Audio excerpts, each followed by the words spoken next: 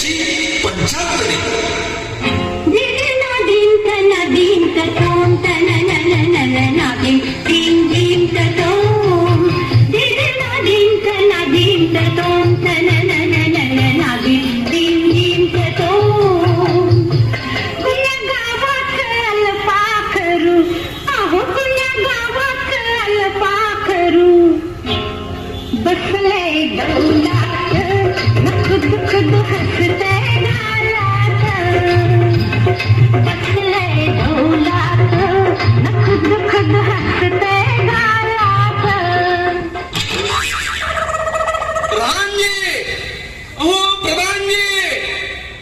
गावात या प्रधानजीच्या ऑफिसची वेळ होऊन गेली, पण प्रधानजी अजून आले नाहीत म्हणजे काय? थांबा, आज याची झटीच घेतो.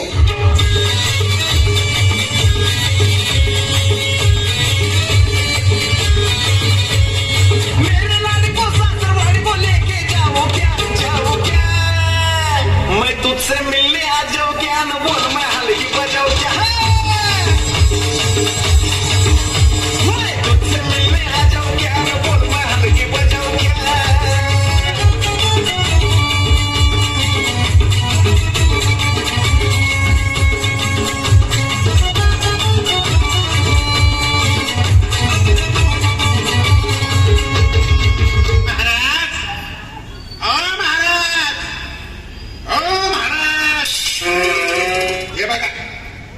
आमच्या महाराजांचे अहो, देशाला स्वातंत्र्य मिळून 75 वर्ष झाली, पण हे आमचं महाराज असं झोपलेलं असतं. जाऊ दे तिथे पाहायला, आपल्याला काय, आपल्याला मिळतोय पगार, आपण आपलं काम करायचं. चला महाराजांच्या नावानं बोंबलूया. अहो म्हणजे ललकारी देऊ, ललकारी. हा तर मुलाही जा होशियार, अजपती गजपती उचापती. प्रधानजी काय बोलताय काय? अहो महाराज उच्चपती, उच्चपती म्हटलं महाराज, उच्चपती. महाराजाधिराज जनतेचे तारणहार, पण सदा झोपणार भर दरबारात पाद रहे हैं.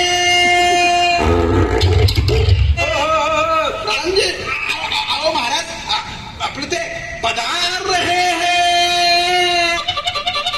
प्रधानजी, अहो आम्ही झोपलो नव्हतो, पण तुमची वाट बघत बघत आम्हाला कधी डुलकी लागली ते आम्हाला समजलंच नाही.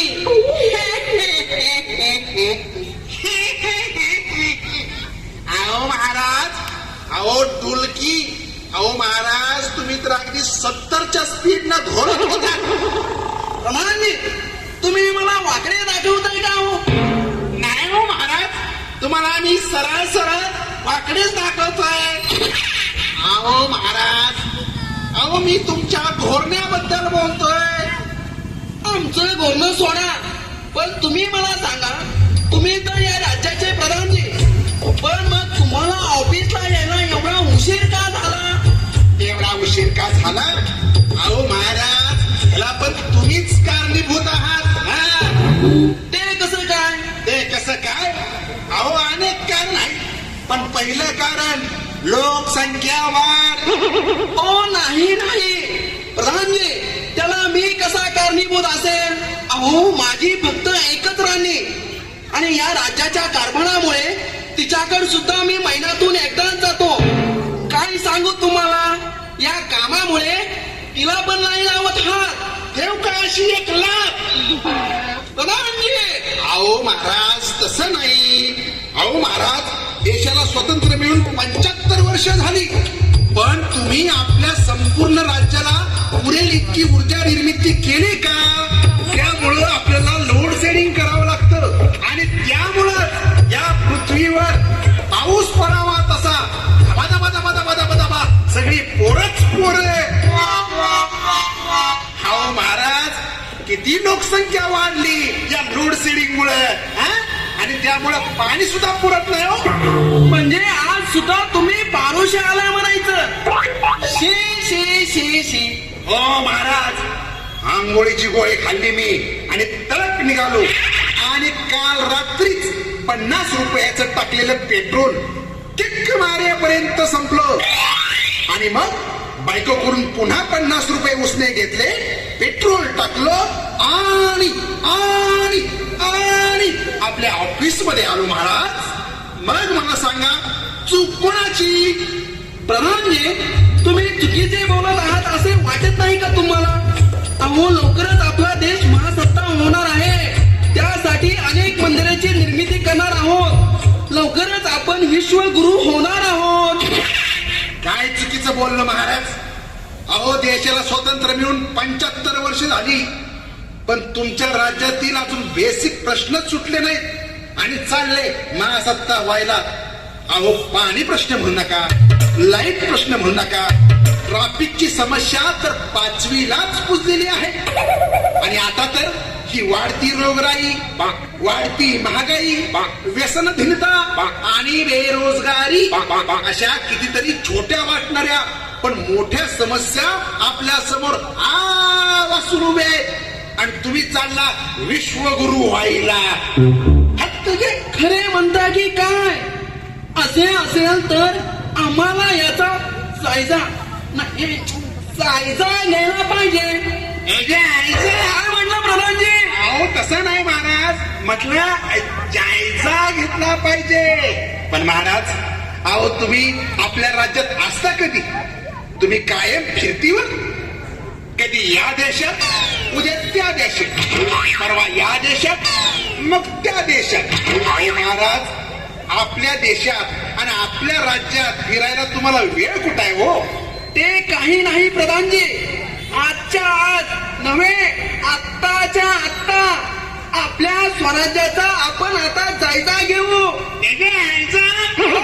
अहो महाराज, चला म्हटलं, चला पुढे.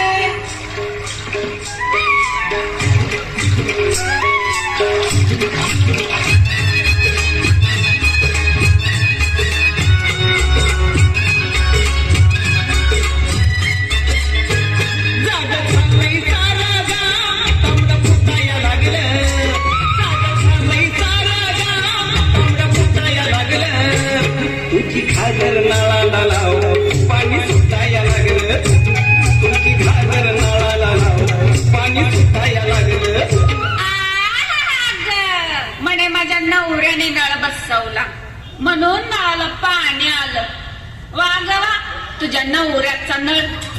अग, तुझ्या नवऱ्याने नळ बसवला पण त्याला तोटी कोण बसवणार? माझ्या नवऱ्याने तोटी बसवली तेव्हा या नळाला पाणी आलं. म्हण माझ्या नवऱ्याचं नळ. वागवा तुझ्या नवऱ्याची तोटी, ती पण प्लास्टिकची. पाणी येतं का कधी त्याला? कधी तुटली फुटली बघ जरा वाकून. अगे भटक भवाने, माझ्या नवऱ्याच्या तोटीची माप काढायची गरज नाही. पाणी मीच भरणार, तू तुझं बघ काळजिंदी. ए नटा नवऱ्याने भिंगर भाऊ रे, माझ्या नवऱ्याने नळ बसवलाय, पाणी मॅच भरणार. आली कुठनं? समद्या चाळीला माहितीये, इथभर गजरा गावभर नजरा. नाही नाही, मॅच भरणार, म्या भरणार, इकडे तिकडे म्या भरणार आहे. मी भरणार पाणी. बाजूला सगळं बरे कुठलं गालीचं होते का? बाजूला बाजूला. अहो, ऐका ऐका, तुम्ही दोघे पाणी भरणार पण मधल्यामध्ये मीच भरणार. प्रधानजी, वाचवा वाचवा मला. आता कसं वाटतंय? गार गार वाटतंय. अहो महाराज, तुम्ही एसी ऑफिस मध्ये बसून स्मार्ट सिटीची योजना आखताय, पण अजून कितीतरी ठिकाणचा साधा पाणी प्रश्न सुद्धा सुटलेला नाही आणि मग तुझी घागर नळाला लाव. चला वाचवा मग. अजून बरंच बघायचंय महाराज तुम्हाला. चला. हा बघा महाराज, आपल्या राज्यातला मोठा माणूस, तुमच्या माझ्या सकट सगळ्यांना जगवणारा. पण बघा त्याच्या बाबतीत काय घडतंय ते बघा. चला, 5 रुपये, 5 रुपये, 5.5 रुपये, 6 रुपये, 6 रुपये, 6.5 रुपये, 7 रुपये, 7 रुपये, 7.5 रुपये. चल चल. अहो नाही ना, अहो एवढ्या मेहनतीनं कांदा पिकवलाय पण त्याला फक्त 7.5 रुपये भाव. अहो यात येण्या जाण्याचं भाडं तरी निघतंय का? अहो मामा, आता मार्केटचा रेटच तेवढा येतो, त्याला आम्ही तरी काय करणार? अहो मग तुमची दलाली तरी कमी करा. अहो एवढा कमी भाव मिळाला तर आम्हाला कसं परवडायचं? हो मामा, आता रेट कमी आहे त्याला मी काय करू? दलाली कमी करून आम्ही काय आमचं नुकसान करून घेऊ काय? हा? चला निघा. काय रे, काय झालं बाबा, असा उदास का? अरे शेतकरी ना तूच तर सगळ्या जनतेला अन्नधान्य पुरवतो, फळे भाजीपाला देतो, दूध देतो, मग तूच असा रडतोस का? रडू नाहीतर काय करू साहेब? अहो शेतकरी सगळ्यांना अन्नधान्य पुरवतो, पण आज त्याच्याच घरात सुखानं खायला 2 घास शिल्लक नाहीत. शेतकरी देशाची आर्थिक स्थिती भक्कम करतो, पण तोच आज 100 रुपयाला सुद्धा महाग झाला. अहो आत्महत्या करण्याशिवाय पर्याय आहे का आमच्याकडे? आता तुम्ही सांगा साहेब, आम्ही करायचं तरी काय? नको रे बाबा, असं वाईट नको बोलू. आत्महत्या करणे हे पाप आहे, पाप. मग काय करायचं साहेब? या सरकारनं बियाणं खत एवढी महाग केली ती की विचारू नका. त्यातही हे भ्रष्ट दुकानदार भेसळयुक्त खत आणि बियाणे विकतात. त्यातूनही कसं तरी पिकवलं तर त्याला हमी भाव नाही. दलाल त्याला पाहिजे त्या भावानं माल खरेदी करतो. आणि आता या सरकारनं पेट्रोल आणि डिझेलचे भाव इतके वाढवले की शेतमाल वाहतूक सुद्धा परवडत नाही. पदरच्या खिशातून पैसे भरावे लागतात साहेब. मग आता तुम्हीच सांगा, आमच्या पोराबाळांचं कसं होणार? त्यांना चांगलं शिक्षण कसं मिळणार? आणि म्हणून आम्हाला आत्महत्या करण्याशिवाय पर्याय नाही. बघितलं का महाराज, अहो आपल्या लेकरांना पोटाला खायला मिळत नाही, त्यांना चांगलं शिक्षण देऊ शकत नाही, अशा कारणांमुळे शेतकरी आत्महत्या करतोय. आणि तुमच्या मंत्रिमंडळातील मंत्री मात्र स्वतःच्या राजकारणाची पोळी भाजून घेण्यासाठी, गलिच्छ राजकारण करण्यासाठी कधी गुजरात, कधी राजस्थान, तर कधी आसामला जाऊन फिरतायत. काय सांगताय काय प्रधानजी? काय सांगताय काय? बघा तुमच्याच डोळ्यांनी.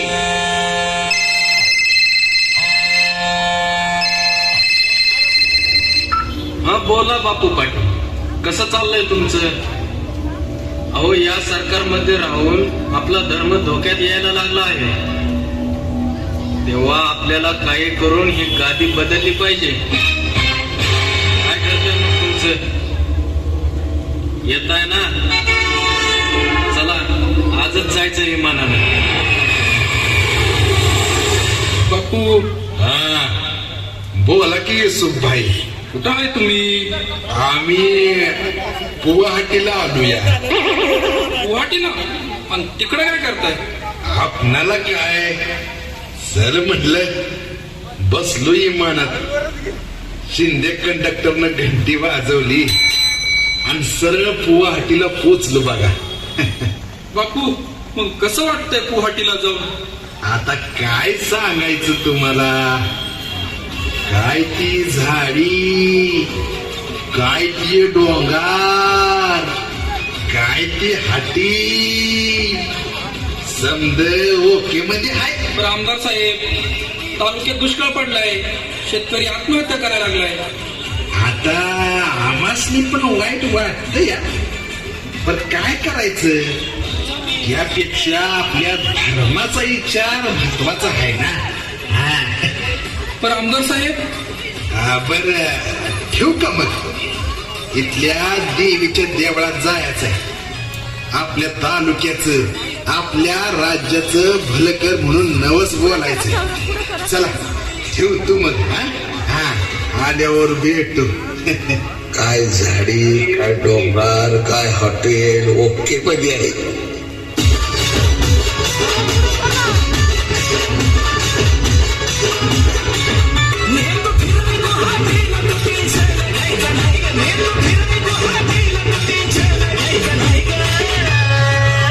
काय झाडी, काय डोंगर, काय हॉटेल,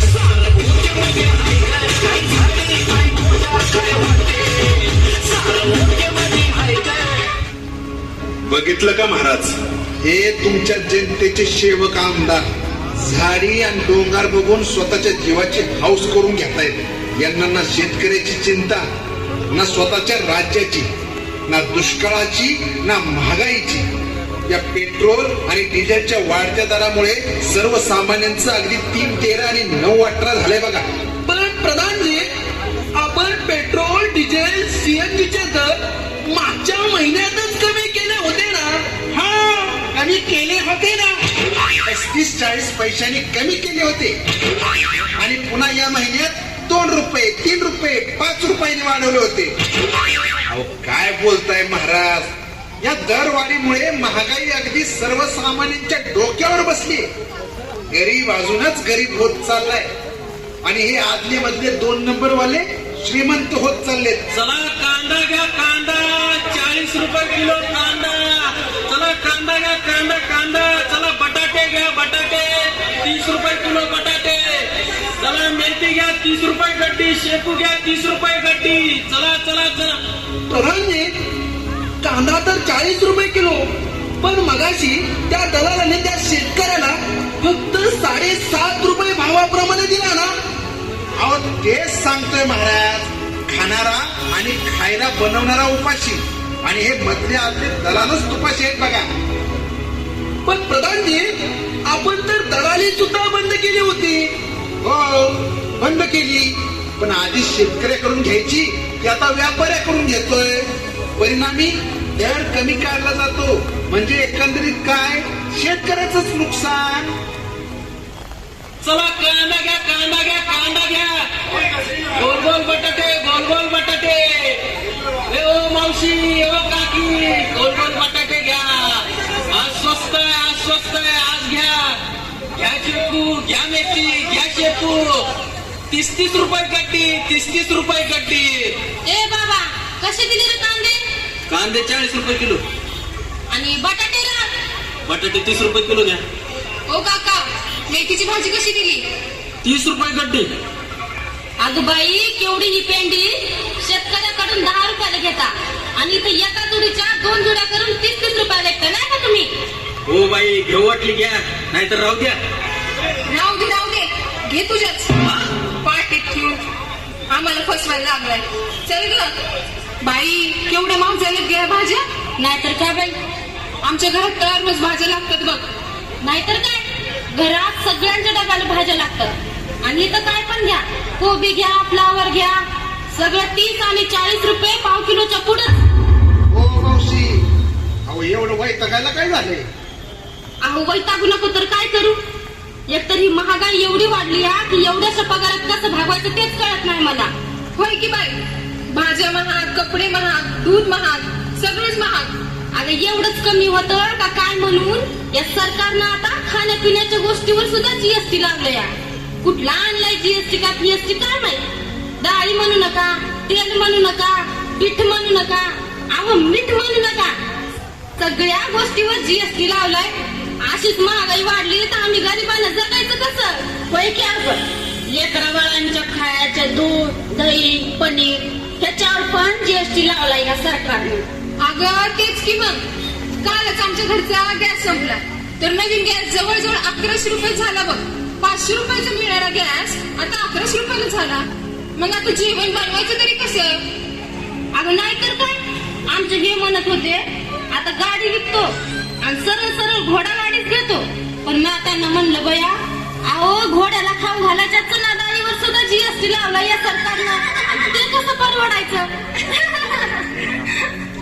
अहो हे म्हणजे असं झालं, काही जरी केलं तरी शेवटी जनतेलाच घोडा आहे बघा. बरं ते जाऊ दे, तुम्ही कोण आहे रे घोड्यांनो? अहो मावशी, हे आपल्या राज्याचेच घोडे आहेत.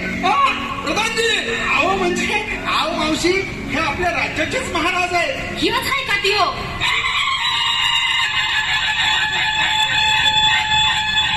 अरे तुझा मुडदा बसवला तुझा, तुझ्या किरडीचा मोडला बामू, तुला नेला नदीवर जाऊन बसलात कुठं तरी. एवढी महागाई वाढवली वय ना. म्हणा महाराज आहे महाराज, गरीबाचं जगणं मुश्किल करून टाकलं या मुडद्यानं. म्हणे महाराज आहे महाराज. प्रधानजी, अहो वाचवा वाचवा वाचवा. ओ महाराज, गेले त्या बायका, या बाहेर. बायकावाली लपून बसलाय. आयला लपलो म्हणून बरं झालं, नाहीतर या बायकांनी मला पार सोडून टाकला असता. तीच लायकी आहे तुमची. प्रधानजी, अहो नाहीतर काय महाराज, अहो तुमच्या अगोदर जनता त्यातल्या त्यात सुखात तरी होती. तुम्ही त्यांना चांगल्या दिवसांची स्वप्न दाखवली आणि हे तुम्ही चांगले दिवस आणले. अहो मिठावर कर लावला म्हणून देशाच्या राष्ट्रपित्यानं महात्मा गांधीजींनी त्या इंग्रजांच्या विरोधात आंदोलन केलं होतं. आज त्याच देशात तुम्ही खाण्यापिण्याच्या गोष्टीवर कर लावता. अहो तुमच्या चुकीच्या आर्थिक धोरणामुळे देशाची आर्थिक परिस्थिती पार डबघायला आली आहे बघा. देशाचा जीडीपी दर एकदम खाली आला. डॉलरच्या तुलनेत रुपयाची घसरण झाली. परिणाम काय? महागाई वाढली. तुमचं म्हणजे असं झालंय ना, न खाऊंगा न खाणे दूंगा. अहो तुमच्या काळात मंदिर मस्जिदीचा प्रश्न सुटला, पण माणसाच्या जगण्याचा प्रश्न मात्र वाढला महाराज. हे लक्षात ठेवा. बेरोजगारी तर इतकी वाढली ना, देशातला तरुण त्यामुळेच की काय फक्त आणि फक्त व्यसनात हिंदीच्या नादाला लागलाय.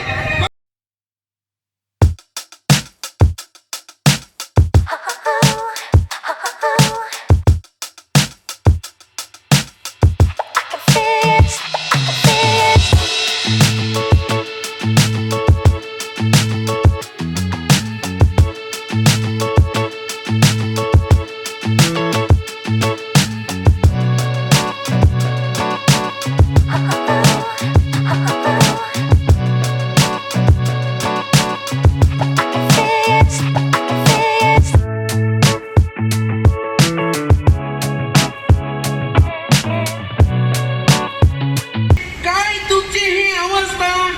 काय करताय काय तुम्ही?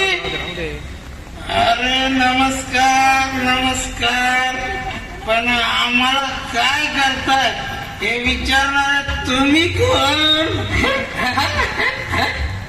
अरे मी महाराज, अरे महाराज आहे मी तुमचा महाराज. ए, अरे इकडे ये, इकडे. कोणाला सांगू नका, मी पण इथला महाराज आहे.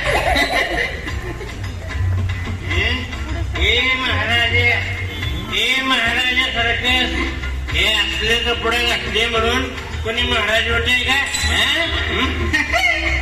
अरे काय हे तुम्ही असल्या वाईट गोष्टी करता. ही दारू बिरू असल्या वाईट गोष्टी आपण संपवल्या पाहिजे. एक मिनिट, स्टॉप.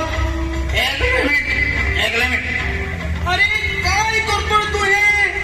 मी म्हटलं ना, वाईट गोष्टी संपवल्या पाहिजे.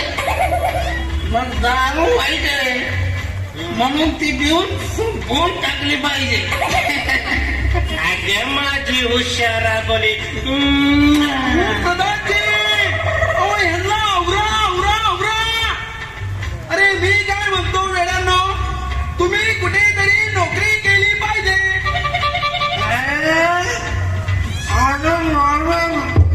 कोर्टाचे कामकाज सुरू असताना मध्ये मध्ये कोण बोलतोय रे?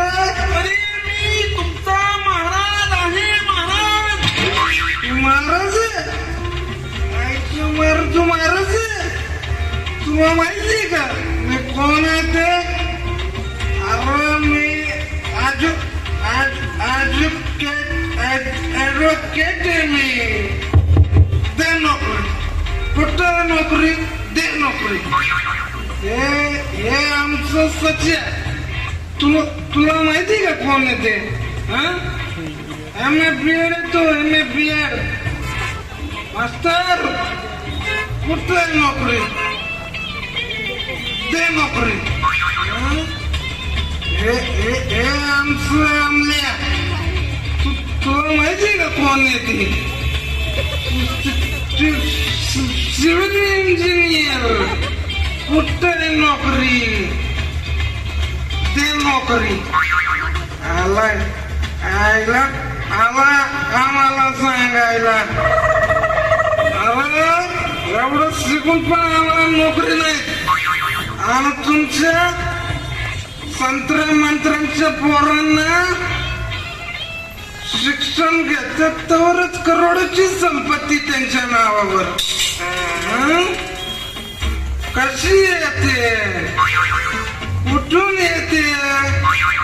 अरे सांग सारखं सांग. शांत व्हा वकील साहेब, शांत व्हा. काय मित्रांनो, चला आपणच जाऊ.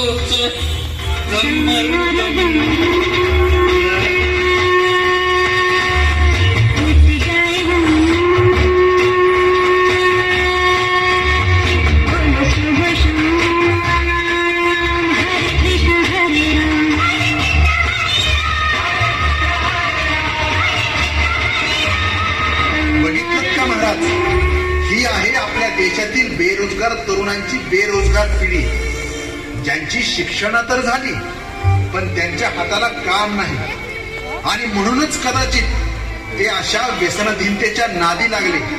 महाराज, अहो नोकरी मिळत नाही म्हणून आजवर शेकडो तरुणांनी आत्महत्या केल्यात. काय वाटत असेल त्यांच्या आईबापाला? ते बरोबर आहे प्रधानजी तुमचं. देशाला स्वातंत्र्य मिळवून 75 वर्ष झाली, पण आपल्या राज्यकर्त्याच्या नाकर्त्यापणामुळे देश मागास तो मागास राहिला. भ्रष्टाचार, दहशतवाद, महागाई, बेरोजगारी, गरिबी या सगळ्या समस्या जशाच्या तशा राहिल्या. अगदी खरं आहे महाराज.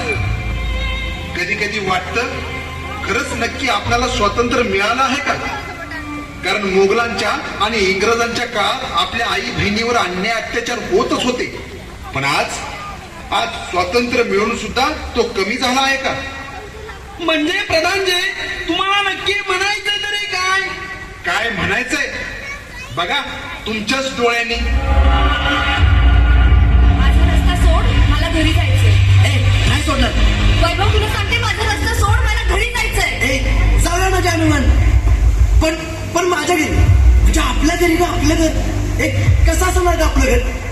म्हणजे बघ ना, आपलं छोटस घर, आपला संसार, आपली छोटी छोटी मुलं बाळ अगे रडतंय. अरे नालायक माणसा, तुला सांगितलं ना माझं तुझ्यावर प्रेम नाही म्हणून.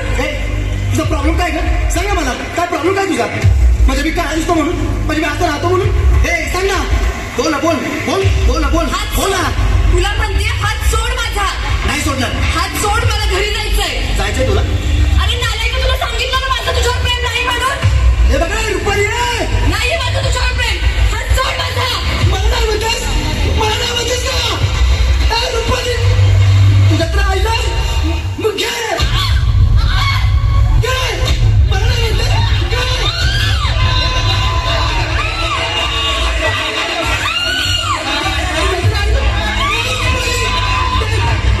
कुणी ऐकलं मध्ये?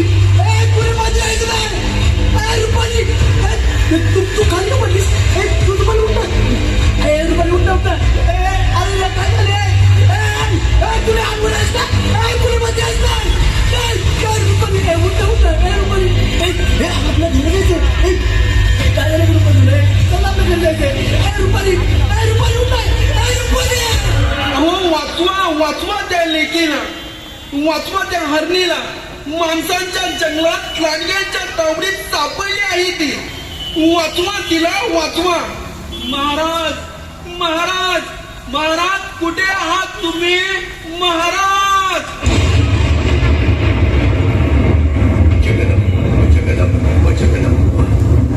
अरे वा, संकट आली की बरे तुम्हाला महाराज आठवत.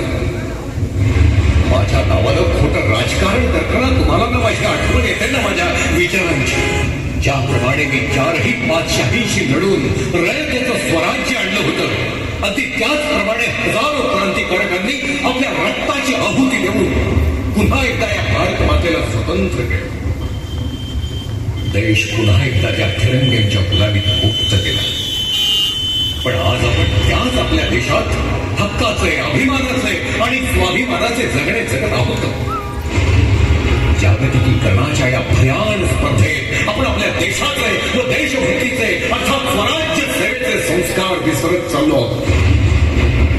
वाढती लोकसंख्या, बेरोजगारी, भ्रष्टाचार, अत्याचार, शेतकरी आत्महत्या विस्वरलेली व्यसनी तरुणाई आणि सगळ्यात गलिच्छ म्हणजे गलिच्छ राजकारण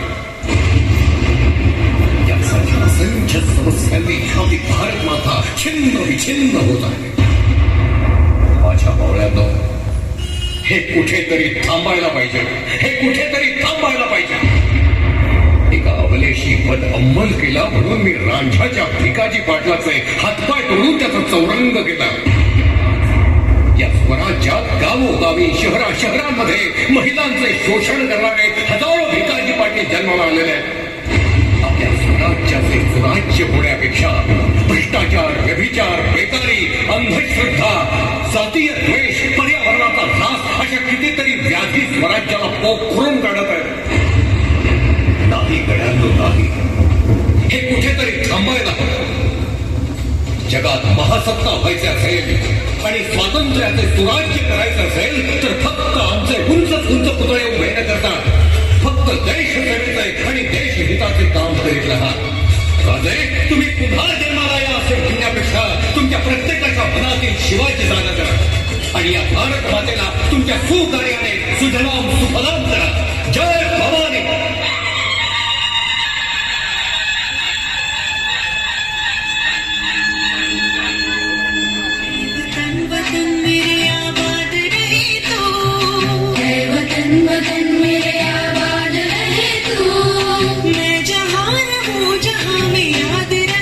मंडळाने सादर केलेला देखावा हीच का ती स्वातंत्र्याची 75. मंडळ वर्गणीदार, देणगीदार व हितचिंतक यांचे